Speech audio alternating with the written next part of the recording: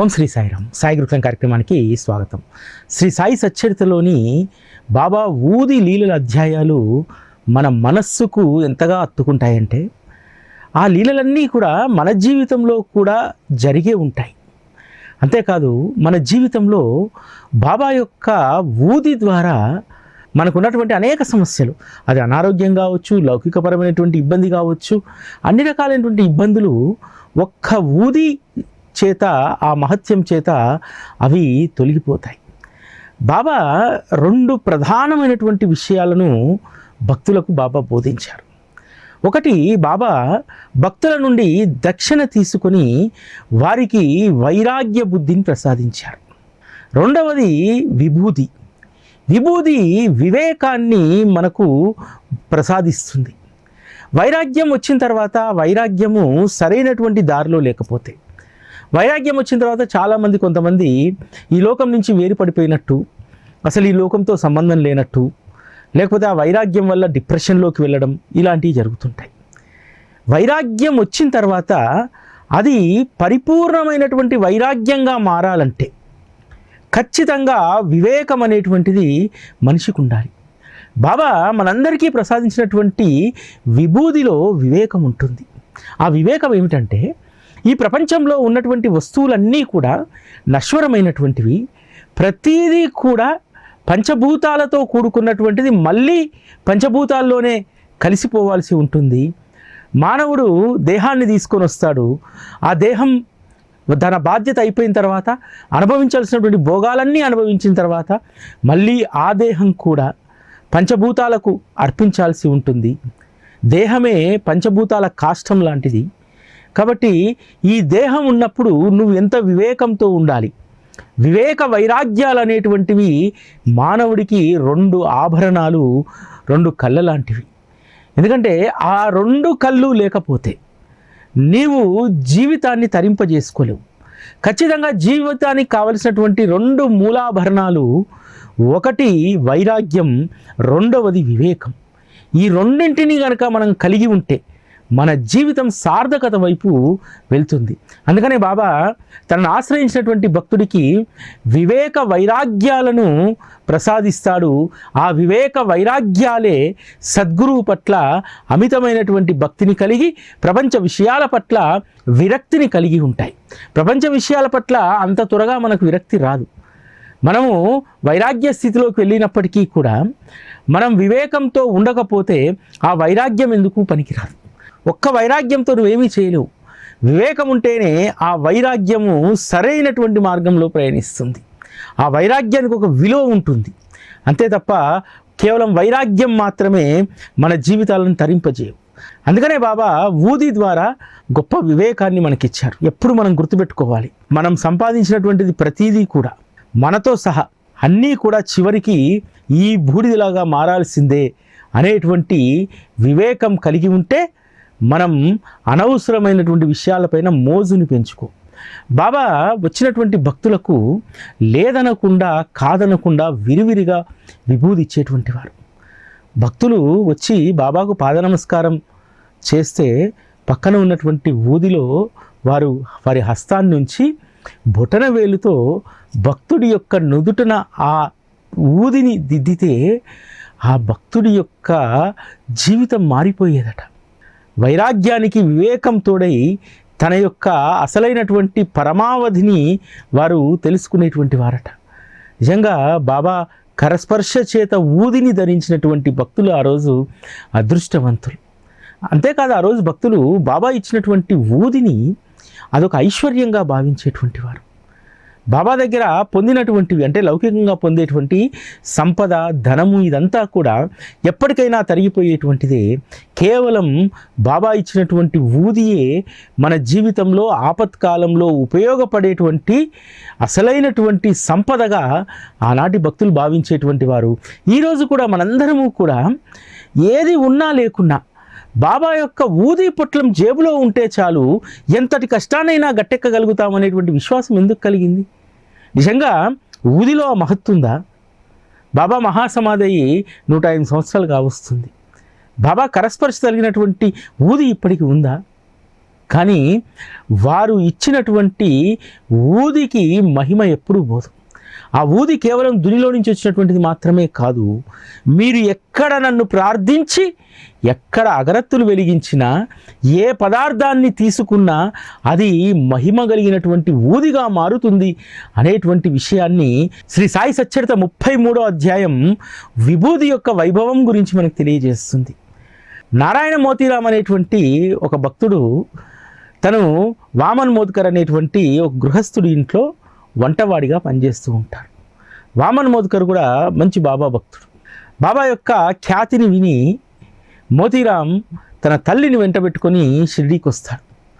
వచ్చి బాబాకు పాద నమస్కారం చేసి బాబా ఊది ఇస్తూ ఒక మాట చెప్తారు, ఇక నుండి మనము నౌకరి అనేటువంటి సేవా నిరతి నుంచి బయటికి వచ్చేసేయాలి, మనము ఒకరికి దాస్యం చేసేటువంటి స్థితిలో ఇక ఉండం, సొంత వ్యాపారాన్ని నువ్వు ప్రారంభించు అని అంటారు.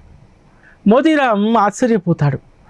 తను నెల జీతం వస్తే తప్ప బ్రతకలేనటువంటి వాడిని బాబా నా స్థితిని చూసి ఎగతాళి చేస్తున్నాడేమో అనుకుంటాను. కానీ బాబా వాక్కు, వారు ఇచ్చినటువంటి విభూది మహిమ ఎప్పుడూ కూడా అది వ్యర్థం కాదు. నారాయణ్ మోతీరామ్ అనతి కాలంలోనే ఒక భోజనశాలను ఏర్పాటు చేస్తాడు. ఆ భోజనశాల పేరు ఆనందాశ్రమం అనేటువంటి పేరును దానికి పెట్టుకుంటాడు. భోజనశాల ఎటువంటి ఇబ్బంది లేకుండా చాలా మంచిగా నడుస్తుంది, మంచి ఆదాయాన్ని కూడా పొందుతారు. బాబా వద్దకు వచ్చిన తర్వాత కొన్ని కర్మలు ఎలా అంటే వారి వాక్కు చేత తొలగించబడతాయి. బాబా ఏమన్నాడు, ఇక మీదట మనం బానిసత్వం చేయాల్సిన అవసరం లేదు. అనేక సంవత్సరాలుగా వామన్ మోద్కర్ ఇంట్లో వంటవాడిగా పనిచేస్తున్నాడు. అక్కడిక్కడ పనిచేసుకుంటూ అనేక మంది యొక్క శ్రేయస్సును తను చూస్తున్నాడు. యజమాని యొక్క ఆరోగ్యం బాగుండాలంటే ఆ రోజు వంటవాడిపైనే ఆధారపడి ఉంటుంది. కాబట్టి అనేక సంవత్సరాలుగా వంట బ్రాహ్మణుడిగా సేవలు అందించినందుకు మోతీరామ్కు బాబా ఇచ్చినటువంటి అనుగ్రహం అంటే కొన్ని కర్మల చేత ఒకరి వద్ద నౌకరిగా బానిసగా పనిచేయాల్సి ఉంటుంది.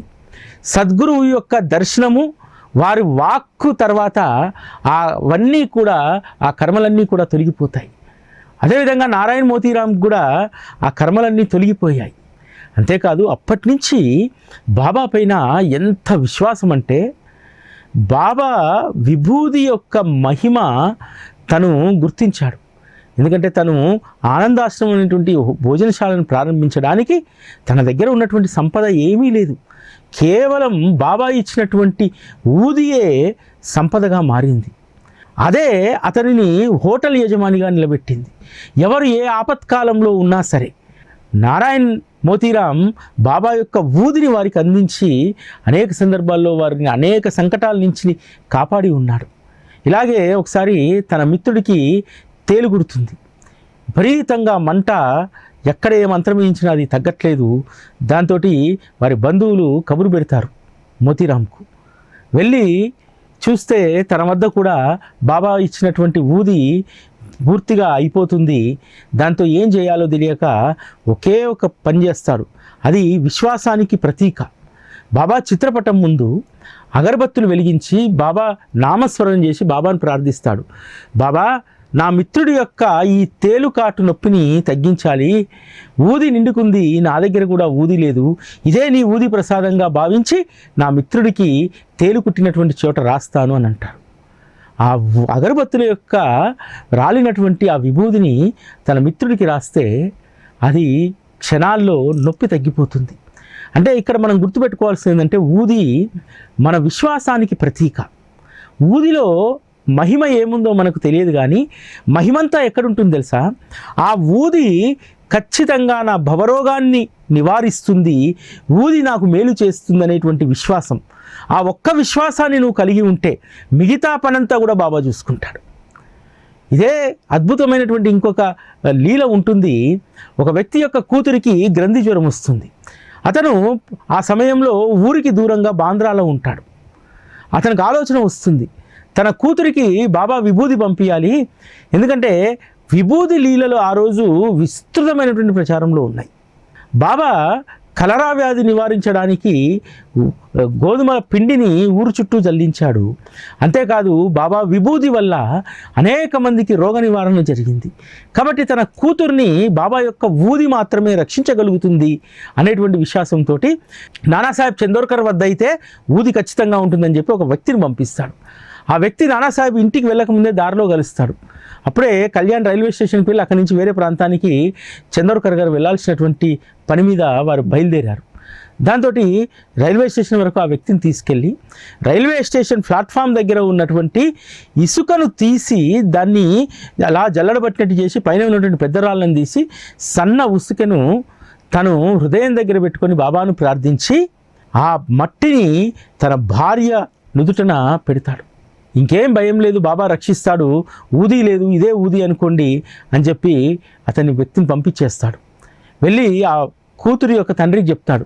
చెప్తే సరే కూతురిని చూద్దామని చెప్పి 2 రోజుల తర్వాత ఇంటికి వెళ్ళేసరికి తన కూతురి యొక్క గ్రంథి జ్వరం పూర్తిగా తగ్గిపోతుంది. అంటే ఊది పట్ల భక్తులకు ఎంత విశ్వాసం ఉంటే అది అంతగా పనిచేస్తుంది. చాలా సందర్భాల్లో చాలామందికి ఎన్ని మాత్రలు వాడినా ఎంత వైద్యం చేయించుకున్నా ఆరోగ్యంలో మెరుగుదల ఉండదు. ఎందుకో తెలుసా? నమ్మకం లేకపోవడం. ఈ మందు వల్ల నా రోగం తగ్గుతుందనేటువంటి నమ్మకం లేకపోవడంతో వైద్యం కూడా పనిచేయదు. ఊది కూడా అంతే. ఊదిని విశ్వసించినటువంటి వాళ్లకు అది ఒక సాధారణమైనటువంటి బూడిద. ఊది మహిమ తెలిసినటువంటి వాళ్లకు అది సంజీవని. అందుకని ఆ రోజు భక్తులు తమ వద్ద బాబా ఇచ్చినటువంటి పిడికడు ఊదిని వారు ప్రోగు చేసుకునేటువంటి వారు. ఆ ప్రోగు చేసుకున్నటువంటి ఊది అత్యవసర కాలాల్లో వారికి ఉపయోగపడేది. అనేక లీలల గురించి చెప్పినటువంటి చందోర్కర్ గారికి బాబా చూపెట్టినటువంటి అద్భుతమైనటువంటి లీల కూడా విభూది ద్వారానే. బాబా యొక్క ప్రత్యక్ష లీలలను ఎప్పుడూ కూడా నానాసాహెబ్ చందోర్కర్ చూడలేదు. కానీ బాబా యొక్క మహత్తును ఉపన్యాసాల ద్వారా చెప్పడంలో వారు దిట్ట. అంతేకాదు అనేక మంది హృదయాల్లో బాబా పట్ల ప్రేమను విశ్వాసాన్ని పెంపొందించడంలో వారు చేసినటువంటి కృషి మామూలుది కాదు. అందుకనే బాబా నానాసాహెబ్ చందోర్కర్కు అద్భుతమైనటువంటి లీలను చూపెట్టదలుచుకున్నారు. అది కూడా ఊది ద్వారా. తన కూతురైనటువంటి మైనతాయి ప్రసవ వేదన పడుతూ ఉంటుంది. ఇంట్లో ఉన్నటువంటి భరణిలో దాచుకున్నటువంటి ఊది పూర్తిగా అయిపోతుంది. ఏం చేయాలో తెలియదు. బాబా చిత్రపటం ముందు వెళ్ళి, బాబా ఈ ప్రమాదాన్ని మీరు ఎలానైనా గట్టెక్కించాలి. ఎందుకంటే మంత్రసాని చెప్తుంది, బిడ్డను డెలివరీ చేయడమే కష్టము. ఆ డెలివరీ చేసేటువంటి క్రమంలో తల్లిని చనిపోవచ్చు, బిడ్డనే చనిపోవచ్చు. నిశ్చేష్టుడైనటువంటి నానాసాహెబ్ చందోర్కర్ బాబా చిత్రపటం వైపు తదేకంగా చూస్తూ కూర్చున్నాడు. బాబా ఊరుకుంటాడా? అప్పుడే షిరిడి నుంచి ఒక రామదాసి రామ్గిరి బువా అని ఉంటారు. వారు తన సొంత ఊరికి బయలుదేరడానికి బాబా అనుమతి కోసం వస్తే బాబా అతన్ని కూర్చోబెట్టి, నీవు జామ్నేర్ వెళ్ళాల్సి ఉంటుంది. జామ్నేర్ వెళ్ళి నానాసాహెబ్ చందోర్కర్కు ఈ ఊదిని, అదేవిధంగా శ్యామాతోటి హారతి సాయిబాబా పాట రాయిస్తాడు ఒక పేపర్ మీద. ఆ హారతి సాయిబాబా పాట ఇవి నువ్వు వెళ్ళి జామ్నేర్లో ఇవ్వు అంటారు. బాబా నా దగ్గర జామ్నేర్కి వెళ్ళడానికి డబ్బు లేదు, జల్గాం వరకే నా దగ్గర ప్రయాణానికి కావాల్సినటువంటి డబ్బు ఉంది. అంతేకాదు అక్కడి నుంచి వెళ్ళాలంటే టాంగా కావాలి, టాంగాకు డబ్బులు కావాలంటే అన్నీ నేను ఏర్పాటు చేస్తాను, నువ్వు వెళ్ళు అని అంటారు. తను అదేవిధంగా ప్రయాణం చేస్తూ తను జల్గావ్ స్టేషన్లో దిగగానే ఒక పొడుగాటు వ్యక్తి దగ్గరికి వచ్చి బాబుగిరి బువ్వా అని పిలుస్తూ ఉంటాడు. ఆ బాబుగిరి బువ్వా నేనే అంటే, సరే మీకోసము నానాసాహెబ్ చందోర్కర్ టాంగా పంపించాడు, రండి మనం జామ్నేర్ వెళ్దామని చెప్పి ఎక్కించుకుంటాడు. జామ్నేర్ వెళ్ళేసరికి అప్పుడే తెల్లవారుతుంది. అతను పలహారం కోసం బండి ఆపుతాడు. రామ్గిరి బువ్వా ఆలోచిస్తాడు. తను చూడ్డానికి మహమ్మదీలా ఉన్నాడు, మీసాలు, పైన టోపీ ఇదంతా ఉంది. అతడు పెట్టేటువంటి భోజనం తినాలా వద్దా అని సంశయిస్తూ నాకు వద్దు అని అంటే చెప్తాడు, నేను రాజపుత్రుణ్ణి, క్షత్రియ వంశానికి చెందినటువంటి వాడిని, మీరేమీ సందేహించాల్సినటువంటి అవసరం లేదు, ఫలహారాన్ని స్వీకరించని చెప్పి ఫలహారాన్ని ఇస్తాడు. తర్వాత నానాసాహెబ్ చందోర్కర్ ఇంటికి వెళ్ళి నానాసాహెబ్ చందోర్కర్కు ఊదిస్తాడు. ఊది నీళ్ళల్లో కలిపి మైనతాయికి ఇవ్వగానే ఆవిడ సుఖప్రసవం జరుగుతుంది. ఆ తర్వాత రామ్గిరి బువాకు ధన్యవాదాలు తెలియజేస్తారు. మీరు నిజంగా ఎలా వచ్చారు, అసలు జల్గావ్ నుంచి ఇక్కడికి అసలు ఆ టైంలో బండ్లే ఉండవు అని అంటే, మీరే కదా నాకు బండి పంపించారని, నేనేం పంపించలేదని చెప్పి చెప్పగానే బయటకు వచ్చి చూసేసరికి గుర్రపు బండి, ఆ టాంగా ఉండదు. దాంతో ఇద్దరు ఆశ్చర్యపోతారు. అప్పుడు రామగిరి బువ్వాకు అర్థమవుతుంది, తనను కేవలం బాబా మాత్రమే బాపుగిరి బువ్వా అని చెప్పి పిలుస్తాడు. తన పేరు రామగిరి బువ్వా అయినప్పటికీ బాపుగిరి బువ్వా అని చెప్పి ఒక్క బాబా మాత్రమే పిలుస్తాడు. అంటే రైల్వే స్టేషన్కి వచ్చి తనను పిలుచుకొచ్చినటువంటిది సాక్షాత్తు శ్రీ సాయిబాబా. అది విని నానాసాహెబ్ చందోర్కర్ కన్నీటి పర్యంతమైపోతాడు. తన బిడ్డ ఆపదలో ఉంటే బాబా స్వయంగా టాంగా కట్టుకొని తన ఇంటికి వచ్చి రామగిరి బువ్వాను ఒక సాధనంగా చేసుకొని ఊదిని హారతి పాటను ఇచ్చి వెళ్ళారే అని చెప్పి. ఆ విధంగా బాబా యొక్క ఊది లీలలు మహాద్భుతమైనటువంటివి. ఆ రోజు భక్తులకు బాబా పైన ఎంత విశ్వాసం అంటే, నారాయణరావు మోతీరామ్ తను స్వశక్తితో ఎదిగి హోటల్ పెట్టుకొని నడిపిస్తుంటారు. బాబా మహాసమాధి అయిన 3 సంవత్సరాలకు విపరీతమైనటువంటి వ్యాధితో బాధపడుతూ ఉంటారు. ఆ సమయంలో బాబాను ప్రార్థిస్తాడు, బాబా ఈ కష్టాన్ని అనుభవించకుండా నన్ను త్వరగా విముక్తిని చెయ్యి, నన్ను తీసుకెళ్ళు అని అంటారు. ఒకరోజు బాబా స్వప్న దర్శనం ఇచ్చి నారాయణరావుతో చెప్తారు, రేపటి నుండి నీ వ్యాధి తగ్గుతుంది, వారం రోజుల్లో నువ్వు లేచి నడుస్తావు అని అంటారు. అదేవిధంగా బాబా వాక్కు ప్రకారం వారు లేచి నడుస్తారు. ఈ విధంగా అనేక మంది యొక్క భవరోగాలను బాబా కేవలం ఊది ధారణ చేత, ఊదిని సేవించడం చేత వారి బాధలను తొలగించాడు. అంతేకాదు కొంతమంది జీవితంలోకి బాబా చాలా విచిత్రంగా ప్రవేశిస్తారు. ఠానాలో నివసించేటువంటి అన్నాసాహెబ్ కులకర్ణి అని చెప్పి ఒక భక్తుడు ఉంటాడు. అతను బాబాను దర్శించుకోలేదు, ఎప్పుడూ కూడా షిరిడీకి వెళ్ళలేదు. కానీ బాలాసాహెబ్ బాటే ద్వారా ఒకసారి బాబా యొక్క చిత్రపటాన్ని వారు పొందుతారు. అప్పటి నుండి కూడా బాబా పట్ల అచంచలమైనటువంటి విశ్వాసంతో ఉంటారు. అంతేకాదు ఒకసారి యుద్ధంలో తను పనిచేస్తున్నప్పుడు జర్మనీకి సంబంధించినటువంటి శత్రుసేనులన్నీ కూడా తన వైపు వస్తున్నప్పుడు బాబాను ప్రార్థిస్తాడు, బాబా ఇక నాకు పని అయిపోయింది, నేను బ్రతకడం కష్టము, ఒక్కసారిగా వారు దాడి చేస్తే నా నావ కుప్పగూలిపోతుంది అని చెప్పి బాబాను ప్రార్థిస్తాడు. కానీ ఆ శత్రుసేనలు ఎవ్వరూ కూడా తను ప్రయాణిస్తున్నటువంటి ఆ నౌక వైపు రాలేదు, అతనిపైన దాడి చేయలేదు. అదేవిధంగా కేవలం బాబా యొక్క చిత్రపటాన్ని వారు పొంది వారి యొక్క రూపాన్ని నయనాల్లో నింపుకున్నటువంటి ఆ కులకర్ణి అదృష్టవంతుడు నిజంగా.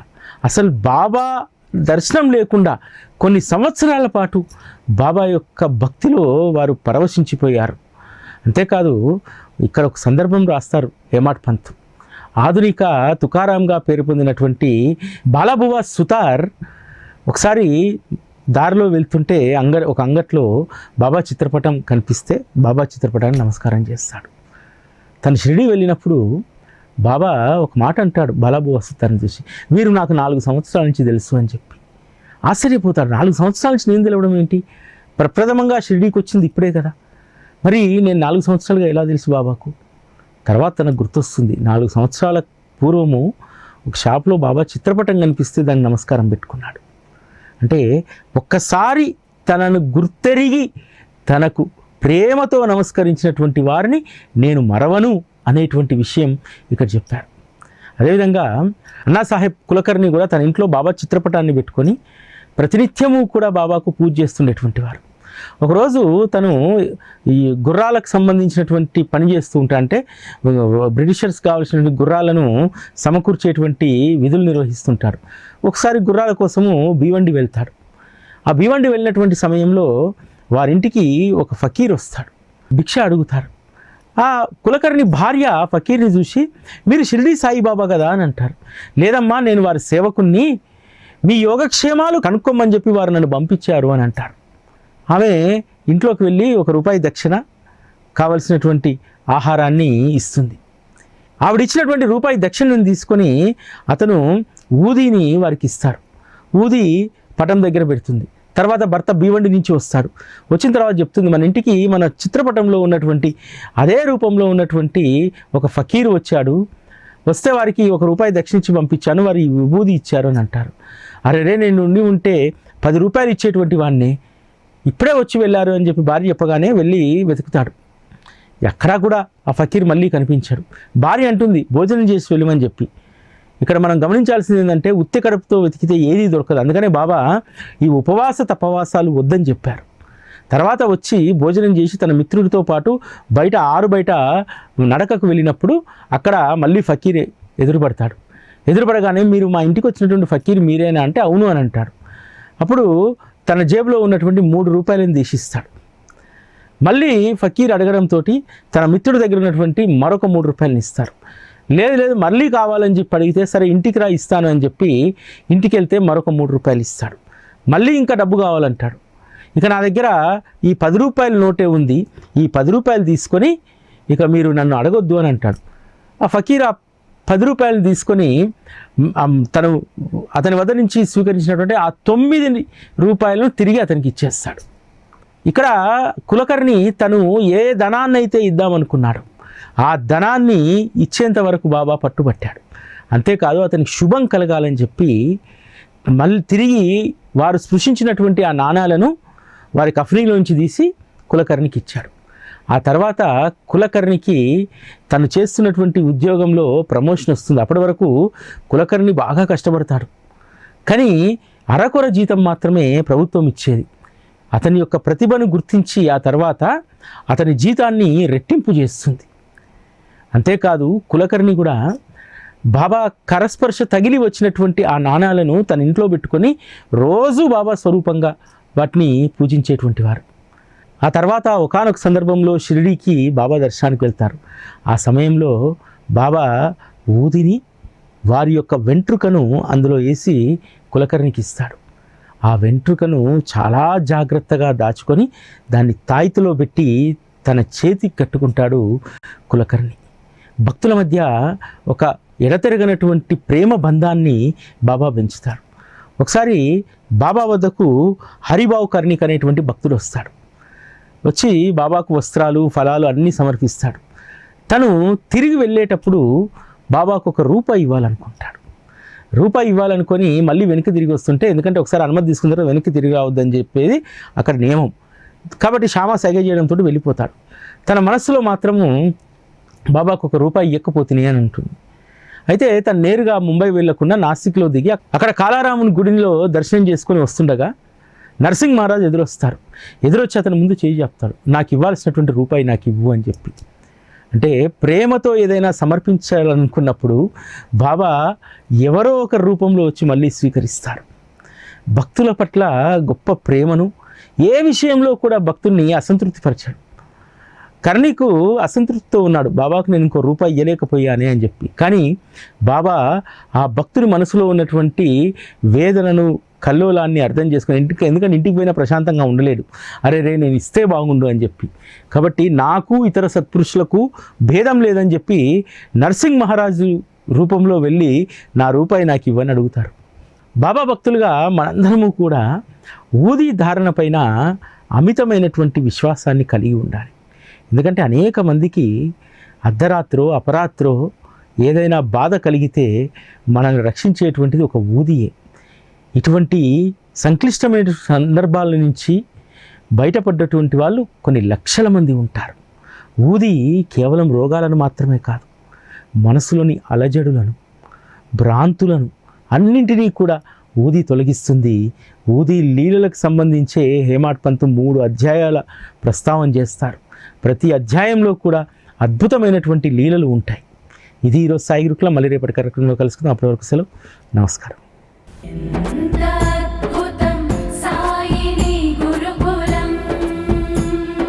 శిక్షణే తప్ప శిక్షలు లేని శరణాగతి సౌదం.